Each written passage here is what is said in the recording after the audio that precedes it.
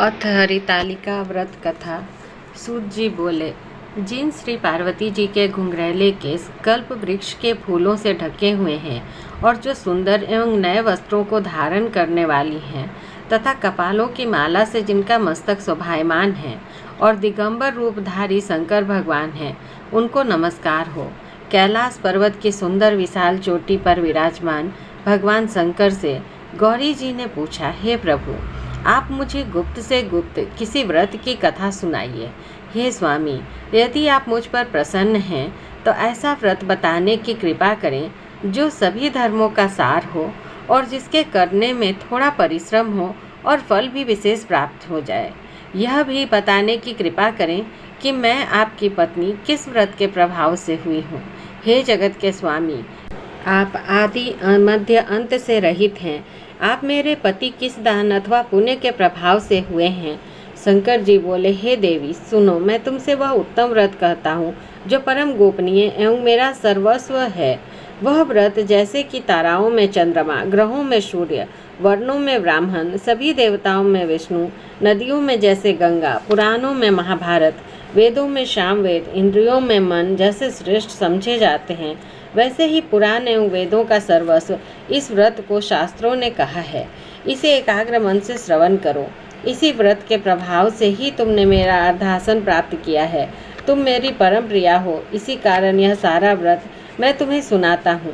भादों का महीना हो, शुक्ल पक्ष की तृतीया तिथि हो, हस्त नक्षत्र हो, उसी दिन इस व्रत के अनुष्ठान से मनुष्यों के सभी पाप भस्मीभूत हो जाते हैं। हे देवी, सुनो, जिस महान व्रत को तुमने हिमालय पर्वत पर धारण किया था, वह सबका सब पूरा वृतांत मुझसे श्रवण करो। श्री पार्वती जी बोली, भगवान, वह सर्वोत्तम व्रत मैंने किस प्रकार किया था, यह सब हे महेश्वर मैं आपसे सुनना चाहती हूँ। शिव जी बोले, हिमालय नामक एक उत्तम महान पर्वत है। नाना प्रकार की भूमि तथा वृक्षों से वह शोभायमान है। अनेकों प्रकार के पक्षी वहाँ अपनी मधुर बोलियों से उसे शोभायमान कर रहे हैं एवं चित्र विचित्र मृगादिक पशु वहाँ विचरते हैं। देवता, गंधर्व, सिद्धचारण एवं गुह्यक प्रसन्न होकर वहाँ घूमते रहते हैं। गंधर्व जन गायन करने में मग्न रहते हैं। नाना प्रकार की वैदूर्य मणियाँ तथा सोने की ऊंची ऊंची चोटियों रूपी भुजाओं से आकाश पर लिखता हुआ दिखाई देता है। उसका आकाश से स्पर्श इस प्रकार से है जैसे कोई अपने मित्र के मंदिर को छू रहा हो। वह बर्फ से ढका रहता है। गंगा नदी की ध्वनि से वह सदा शब्दायमान रहता है। हे पार्वती, तुमने वहीं बाल्यावस्था में 12 वर्ष पर्यंत कठोर तप किया, अधोमुख होकर केवल धूम्रपान किया, फिर 64 वर्ष पर्यंत पके पके पत्ते खाए, माघ महीने में जल में खड़ी हो तप किया करती और वैशाख में अग्नि का सेवन करती, सावन में अन्नपान का त्याग कर दिया, एकदम बाहर मैदान में जाकर तप किया। तुम्हारे पिताजी तुम्हें इस प्रकार के कष्टों में देखकर घोर चिंता से व्याकुल हो गए। उन्होंने विचार किया कि यह कन्या किसको दी जाए।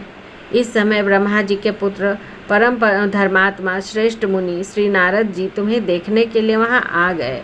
उन्हें आर्द्य आसन देकर हिमाचल ने उनसे कहा, हे श्रेष्ठ मुनि, आपका आना शुभ हो।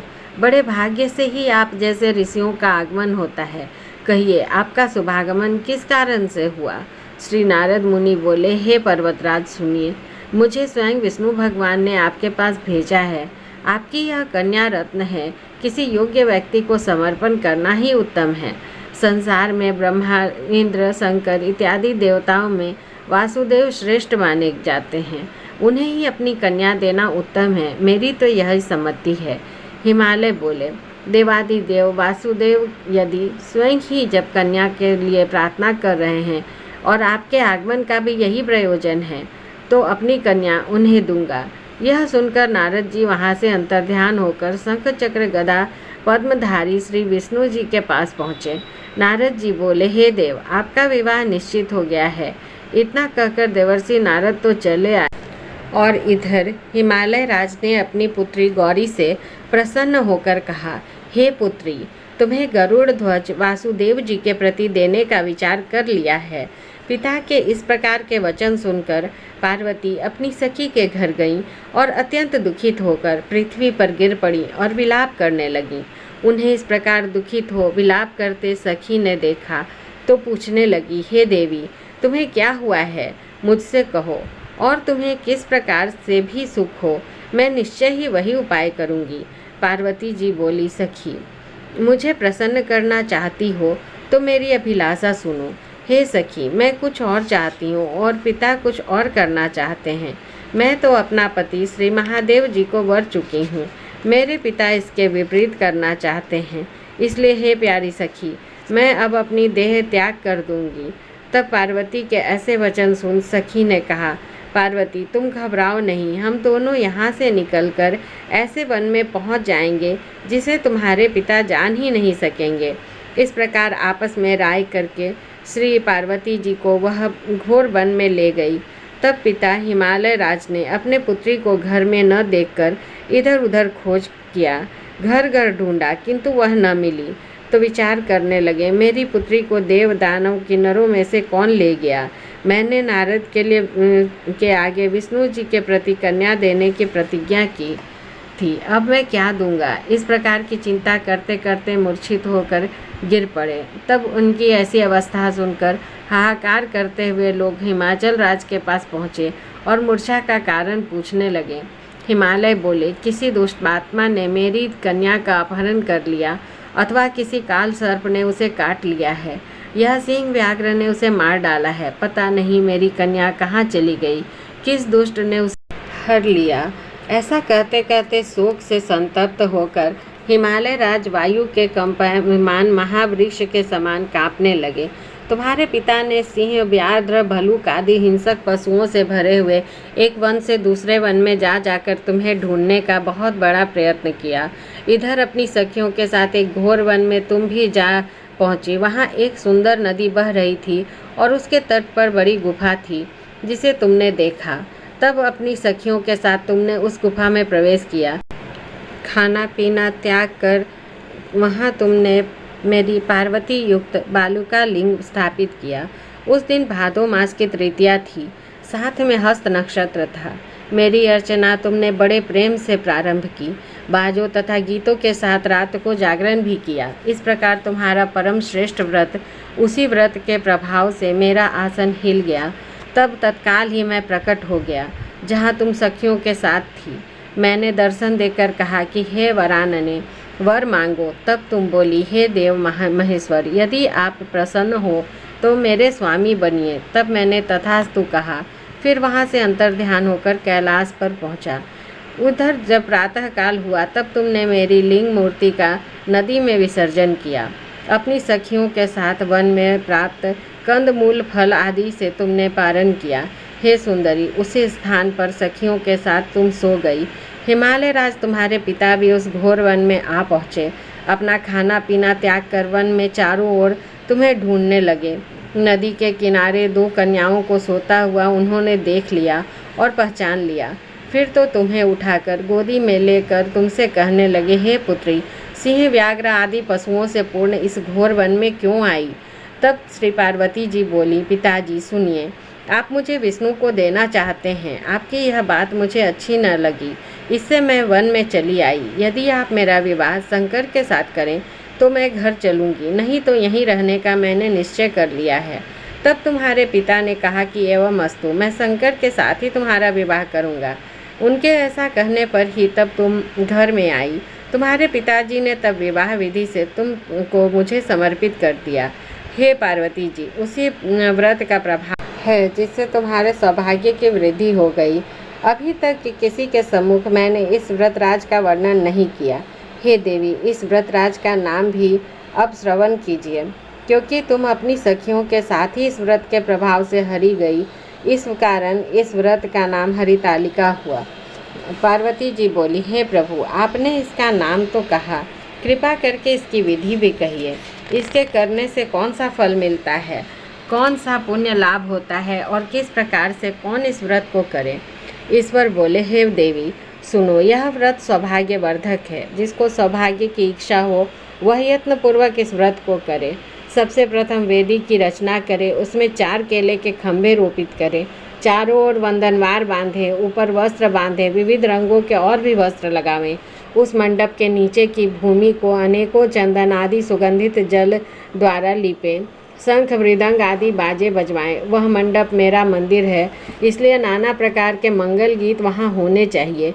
शुद्ध रेती का मेरा लिंग श्री पार्वती के साथ ही वहाँ स्थापित करें। बहुत से पुष्पों के साथ गंध धूप आदि से मेरा पूजन करके फिर नाना प्रकार के मिष्ठान आदि और नैवेद्य समर्पित करें और रात को जागरण करें। नारियल, सुपारियाँ, मौसमियाँ, नींबू, बकुल, बीजपुर, नारंगियाँ एवं और भी ऋतु अनुसार बहुत से फल, उस ऋतु में होने वाले नाना प्रकार के कंदमूल, सुगंधित धूप, दीप आदि सब लेकर इन मंत्रों द्वारा पूजन करके चढ़ावें। मंत्र यह है कि शिव शांत पंचमुखी शूली नंदी भृंगी महाकाल गणों से युक्त शंभु आपको नमस्कार है। शिवा शिव प्रिया प्रकृति सृष्टि हेतु श्री पार्वती श्री मंगला रूपा शिव रूपा जगत रूपा आपको नमस्कार है। हे शिवे नित्य कल्याणकारिणी जगदम्बे शिव स्वरूपे आपको बारंबार नमस्कार है। आप ब्रह्मचारिणी हो, जगत की धात्री सिंहवाहिनी हो, आपको नमस्कार है। संसार के भय संताप से मेरी रक्षा करिए।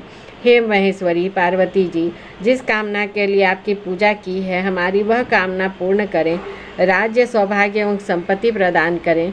शंकर जी बोले, हे देवी, इन मंत्रों तथा प्रार्थनाओं द्वारा मेरे साथ तुम्हारी पूजा करें और विधि पूर्वक कथा श्रवण करें।